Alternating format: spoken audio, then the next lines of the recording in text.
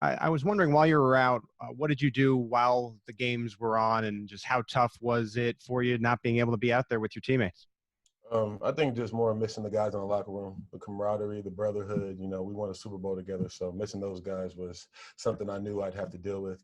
But just watching games, watching in division opponents, watching the Chargers games, people we would play, watching the Ravens games. So, I mean, the workouts and not being around the guys is the main thing I miss. But it was still all football. Let's go next to Karen Kornacki. Go ahead, Karen. Hi, Mike. Just can I talk to you a little bit just about the Ravens overall as a team? When you look at them, I mean, what is the best way to attack this team? You know, Lamar seems to get the time he needs. They have great receivers. They can run the ball well. When you look at overall, what do you think is the key to beating this group? I think you hit it on the head. They're a real well-rounded group. I mean, they're a playoff group. We all know who their quarterback is. I just think we just got to meet them head on. They do a lot of power run games, so we know it's going to be a physical game, and I think we're prepared for that. And just not running from anything. Don't overthink, the QB scrambles and the outside things, and make sure you're not getting out of leverage. So I think it's more based upon fundamentals this game. Go next to Nate Taylor. Go ahead, Nate. Hey, Mike. A lot of fans are putting a lot of hopes in you. Obviously, one guy cannot mean the difference between winning and losing, obviously, in a football game. But what is it like to be a part of the rivalry now between the Ravens? And this looks to be the first time, I believe, that you are going to play Lamar Jackson. Is that correct? Yes. So, I don't really look at it as a rivalry with the Ravens or things like that because, as you said, I haven't played them before. I'm just looking more as an opponent with a great quarterback and a great offensive line group that does power running. Let's go next to Herbie. Go ahead, Herbie. Hey, Mike, welcome back. Yesterday, Tyrann Mathieu was mentioning the importance of gap responsibility and gap integrity. And as a guy who's a space eater in the middle, what do you need to do to tell yourself don't over pursue and then to make sure that you are maintaining that discipline? I think it's just like he said, you just got to do your job. You get outside your gap, you get outside doing things when you do things outside of your job and outside of your framework of what your job is supposed to be doing. So as a D lineman, we know we got to hold our gaps. We can't overrun or peek inside.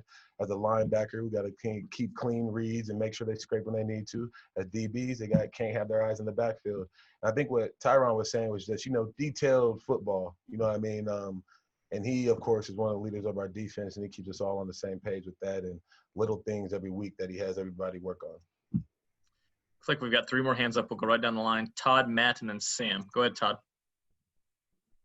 Hey, Mike, you guys didn't have the benefit of playing in the exhibition games. Now you've missed these first two.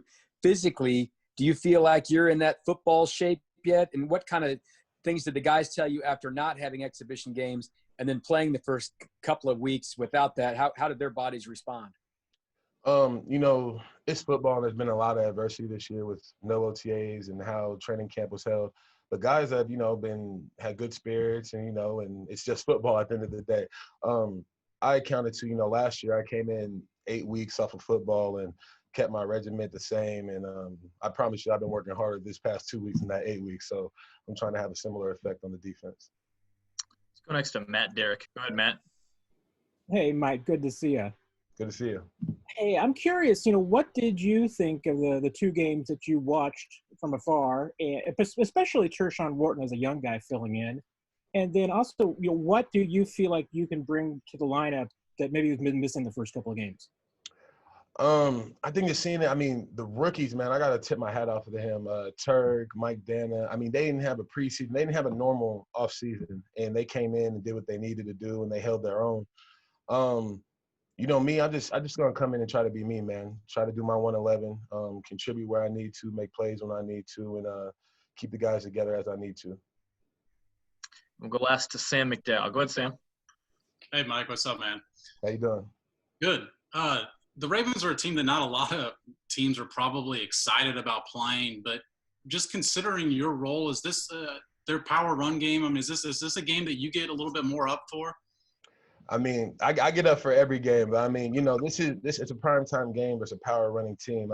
This is what I live for, run stopper first. So it's definitely something I'm looking forward to. I know everybody in the locker room looks forward to these challenges. So I'm real excited for how the team and everybody is going to play on Monday night.